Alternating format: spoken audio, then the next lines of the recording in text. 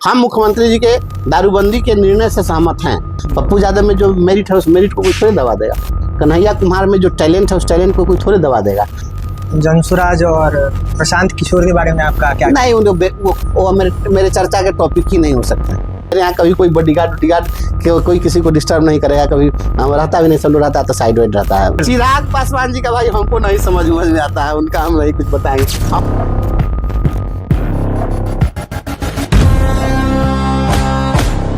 कि दारूबंदी करने से कोई फायदा नहीं है। अब तो आप फोन कीजिए, दारू आपके घर पे आ जाता है, तो वो तो टैक्स का देखिए फायदा है। हम ये कहेगा कि फायदा नहीं है, हम इस बात को मानते हैं कि फायदा है।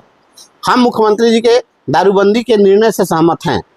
और ठीक है, जहाँ पर फेल्योर हो रहा है, फेल्योरेंस को हम कहीं से भी जस्टिफाई नहीं कर रहे हैं, लेकिन दारूबंदी से कम रोड पर तो नंगा नृत्य नहीं ना कर रहा है। दारू पीता है तो चुरा छिपा के पीता है, अभी भी कम से कम इतना है।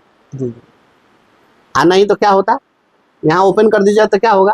मैं आपको बताता हूँ, अपने यहाँ और दूसरे देश में बहुत अंतर है। जापान की घटना बताई गई, उसमें बताया गया कि जापान में वहां पर एक होटल में बारात ठहरी थी, और बारात में जितने भी लोग आए हुए थे वे सभी लोग ओवर नशे में थे, और इतने नशे में हो गए कि वे सभी लोग होटल में तोड़ फोड़ मचाना शुरू कर दिया। जिसको जो मन में आया उलट पुलट करना शुरू कर दिया। होटल का मैनेजर परेशान कि अब क्या करें, सब दारू पी रखा है, सैकड़ों लोग हैं, इसको कैसे कंट्रोल करें। तो उसने होटल के मालिक को फोन किया, कहा कि सर स्थिति आउट ऑफ कंट्रोल है, क्या करें। होटल के मालिक ने कहा कि तुरंत साउंड सिस्टम को चेक करो और एकदम जितनी जल्द हो एक बार राष्ट्रगान बजाओ। और तुरंत होटल के मैनेजर ने क्या किया, जापान का राष्ट्रगान माइक पर बजा दिया। और जैसे ही राष्ट्रगान बजा, जो जहां था वहीं पर खड़ा हो गया राष्ट्रगान के सम्मान में। आप सोचिए।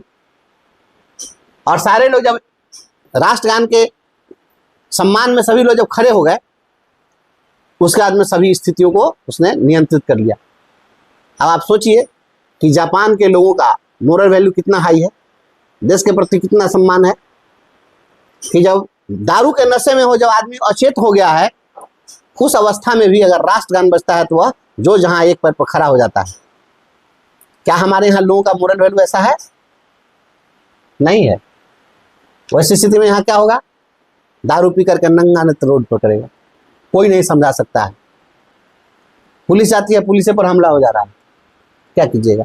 तो इसलिए मुख्यमंत्री जी के दारूबंदी तो होनी ही चाहिए, बिल्कुल होनी चाहिए। दारूबंदी से तो ज्यादा अभी जरूरत है स्मैक बंदी। ये स्मैकियर से तो स्मैकियर, दारू के नशा में तो आदमी जो है कुछ होश में भी रहता है, स्मैकियर को होश नहीं रहता। अभी जितनी हत्या हो रही है, छिनतई हो रही है, उसमें अधिकांश स्मैकियर सब है।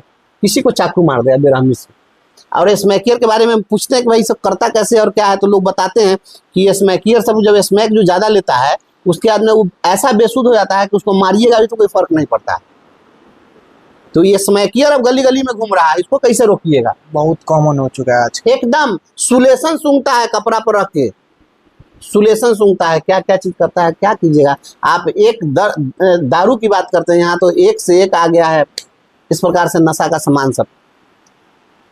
हर कोई नशे चल रहा है सब। तो कोई सत्ता के नशे में है, कोई दारू के नशे में है, कोई सुलेशन सूंघ के नशे में है, कोई व्यभिचार के नशे में है, कोई अपराध की दुनिया के नशे में है, कोई अर्थोपार्जन के नशे में है। हर कोई नशे में जी रहा है। और जब अगर गिलास में अगर पानी में अगर भांग हो तो उसको बदल दिया जा सकता है, जब कुएं में भांग पड़ी हो तो भगवान मालिक। जनसुराज और प्रशांत किशोर के बारे में आपका क्या? नहीं, वो मेरे चर्चा के टॉपिक ही नहीं हो सकते हैं। मतलब पार्टी के बेसिस पर अगर देखा जाए तो आपके हिसाब से क्या वो रिफॉर्म ला सकते हैं? उन पर हम कोई टिप्पणी ही नहीं करेंगे, वो मेरे टिप्पणी के लायक व्यक्ति ही नहीं। अभी एक रिसेंट इंसिडेंट हुआ जिसमें पप्पू यादव और कन्हैया कुमार जी को फिर चढ़ने नहीं दिया गया। देखिए वो उनकी बात है, उनकी व्यवस्था थी। अगर आप देखें तो आपको कैसे देखिए वो एक्चुअली होता क्या है कि जब कोई कार्यक्रम होता है तो कार्यक्रम में अगर जहाँ पर जगह सीमित हो और जो बड़े लीडर, नेशनल लीडर लोग आते हैं, मान लिया अब राहुल गांधी जाते हैं तो उनके साथ सुरक्षा का एक सिस्टम होगा और उसका एक प्रोटोकॉल होता है। नहीं। अब जैसे मेरे यहाँ आप आए हैं तो मेरे यहाँ कोई सिपाही आपको नजर नहीं आ रहा है, तो हमारी तरफ से तो सब कोई जनवादी लाइफ जीता नहीं। मेरे यहाँ कभी कोई बॉडीगार्ड कोई किसी को डिस्टर्ब नहीं करेगा, कभी हम रहता भी नहीं, सब लोग रहता है तो साइड वाइड रहता है, दिखेगा भी नहीं आप। तो सब लोग इस तरह से नहीं जीते हैं। और इस तरीके से सब हम भी अगर उस अवस्था में चले जाएंगे, उस स्थिति में देश के विपक्ष के नेता हैं, तो हम भी अगर उनके पद पर होंगे तो वहाँ एक सिस्टम हो जाएगा, हमारे नहीं चाहने से भी नहीं होगा, सिक्योरिटी मिल जाएगी तो मिल जाएगी, और उसको अपना प्रोटोकॉल, तो प्रोटोकॉल के हिसाब से अगर वहाँ पर संख्या अगर तय किया गया होगा कि इतने ही लोग वहाँ उस मंच पर जा सकते हैं, तो उसके चलते रोका गया होगा। ऐसे किसी के मंच पर किसी को चढ़ने दे या नहीं दे, कन्हैया कुमार में जो टैलेंट है उस टैलेंट को कोई थोड़े दबा देगा। पप्पू यादव में जो मेरिट है उस मेरिट को कोई थोड़े दबा देगा। पप्पू यादव है, अपना मेरिट साबित किया उस व्यक्ति ने कि भाई हम निर्दलीय चुनाव जीतेंगे, और सेवा किया। इतना विशालकाय होकर के शरीर, इतना वजनी शरीर है, इसके बावजूद देखे कि पटना में जब बाढ़ आई थी, उस बाढ़ में वो व्यक्ति कैसे जेसीबी पर चढ़ के लोगों की सेवा कर रहा था। तो भाई इसके लिए तो पप्पू यादव जी को सैल्यूट करते हैं। जो अच्छा करे उसको, उसकी प्रशंसा मुक्त कंठ से मैं करता हूँ, कोई रहे। और कन्हैया जी बिहार के नौजवान हैं और पूरे हिंदुस्तान में पहचान बनाए हैं, तो बिहार के नौजवानों को तो इस बात के लिए निश्चित रूप से गर्व होना चाहिए। एक नौजवान है, हमारे बिहार का है, हमारे बिहार का एक नौजवान, गरीब का बेटा, माँ उनकी जो है आंगनबाड़ी सेविका है, तो आंगनबाड़ी सेविका का बेटा आप बिहार से निकल के जेएनयू में गया, वहाँ अध्यक्ष बना, आप पूरे हिंदुस्तान में अपनी बात रखता है। ठीक है, विचारधारा अलग बात है, उनके विचारधारा से सहमत होना असहमत होना वो अलग चीज है। हमारी भी असहमति उनसे कई मुद्दे पर है, लेकिन अगर कोई हमारे यहाँ का अगर कोई बेटा अगर नाम रोशन कर रहा है तो मैं तो बधाई दूंगा, एकदम ठीक है, तेवर में रहना चाहिए, एकदम लड़ते रहना चाहिए। एक और युवा नेता चिराग पासवान जी के बारे में आपका क्या मतलब, उनके आपको कैसे चिराग पासवान जी का भाई हमको नहीं समझ में आता है, उनका हम नहीं कुछ बताएंगे, हम उनके बारे में बहुत कुछ देखते उखते भी नहीं है, क्योंकि चिराग जी तो सत्ता में है, कभी कुछ संघर्ष में तो कहीं दिखते नहीं है, तो हम तो संघर्ष वाला आदमी है, संघर्ष को ज्यादा पसंद करते हैं।